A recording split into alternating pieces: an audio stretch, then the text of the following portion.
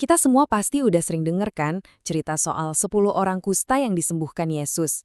9 orang lanjut jalan dan cuma satu yang balik buat bilang makasih.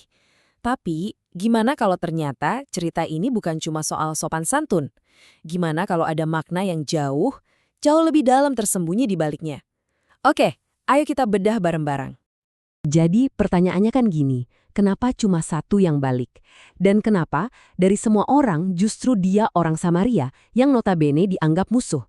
Nah, jawaban dari teka-teki inilah yang bakal ngebuka mata kita soal dua jenis penyembuhan yang beda banget.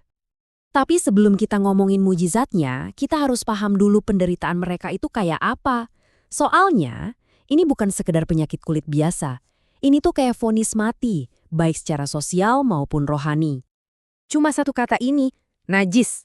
Dan kata ini jadi label yang nentuin seluruh hidup mereka. Menurut hukum Taurat, mereka itu wajib loh teriak najis ke siapapun yang deketin mereka. Bayangin setiap saat diingetin kalau mereka itu kotor, terbuang, dan gak layak ada di tengah masyarakat. Jadi penderitaannya itu bukan cuma fisik ya, jauh lebih parah dari itu. Mereka kehilangan segalanya, keluarga, kerjaan, dan yang paling berat, komunitas agama mereka. Coba bayangin, dilarang buat ibadah, dianggap najis di hadapan Tuhan dan manusia. Ini benar-benar keputusasaan level paling puncak.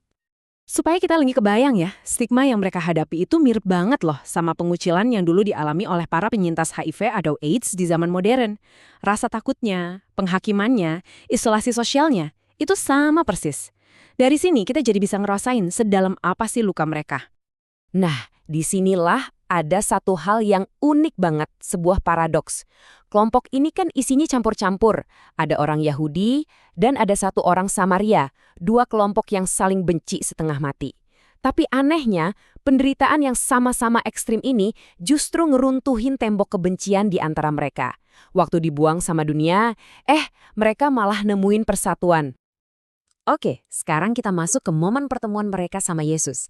Dan ini bukan cuma soal penyembuhan biasa. Ini adalah ujian iman yang dalam banget. Coba deh, perhatiin cara mereka manggil. Mereka teriak dari jauh, sesuai aturan. Dan mereka nggak nuntut, sembuhin kami. Tapi mereka mohon, kasihanilah kami. Ini nunjukin kalau mereka sadar posisi mereka dan ngakuin otoritas Yesus. Nah, ini dia bagian yang krusial banget. Yesus nggak langsung nyembuhin mereka di tempat. Dia malah ngasih perintah yang kedengarannya aneh, apalagi buat si orang Samaria, ngapain dia ke imam Yahudi. Tapi justru mujizatnya terjadi sebagai respons atas ketaatan mereka. Mereka harus jalan dulu dengan iman sebelum mereka lihat buktinya. Dan disinilah kita sampai ke inti pembahasan kita. Apa yang terjadi setelah ini nunjukin adanya dua level penyembuhan yang beda banget, yang seringkali kita nggak sadari. Oke, kita lihat istilah yang pertama ya. Dalam bahasa Yunania itu katsarizo. Artinya itu dibersihkan, jadi bersih secara fisik dari penyakit, dan juga bersih secara ritual menurut hukum. Ini pemulihan dari luar. Nah, ke-9 orang itu dapatnya ini, mereka udah sah buat balik lagi ke masyarakat. Tapi ada kata kedua yang artinya jauh lebih dalam, sozo. Ini bukan cuma sembuh, tapi diselamatkan, dipulihkan seutuhnya. Bukan cuma soal kulit, tapi soal jiwa. Ini soal memperbaiki hubungan yang rusak sama Tuhan. Nah, anugerah inilah yang didapetin sama si orang Samaria. Nah, di sini perbedaannya kelihatan jelas banget kan? Fokus 9 orang itu apa? Hadiahnya, kesembuhan fisik, status sosial baru mereka. Makanya mereka langsung ngelanjutin perjalanan ke imam buat ngurus formalitas. Tapi fokus yang satu orang ini, sang pemberi hadiahnya. Dia nggak peduli sama imam, dia balik buat nyembah sumber kesembuhannya. Dan hasilnya, beda total. Yang 9 cuma dibersihkan, tapi yang satu ini dipulihkan seutuhnya. Sekarang, ayo kita fokus sebentar ke si orang Samaria ini. Dia ini kan orang buangan double ya, udah kena kusta, sukunya juga Samaria. Tapi respons dia bener-bener luar biasa. Dia itu nggak cuma balik buat bilang, makasih ya, nggak sesimpel itu. Perhatiin langkah-langkahnya. Dia berbalik, dia memuji Tuhan dengan suara kenceng, terus dia sujud di kaki Yesus. Ini bukan sekedar ucapan terima kasih, ini tuh ibadah. Sebuah penyembahan yang total dan tulus dari hati. Dan disinilah puncaknya. Apa kata Yesus? Dia nggak bilang, ketaatanmu bikin kamu sembuh. Atau ucapan terima kasihmu bikin kamu sembuh. Bukan, dia bilang, imanmu telah membuatmu sozo, dipulihkan seutuhnya.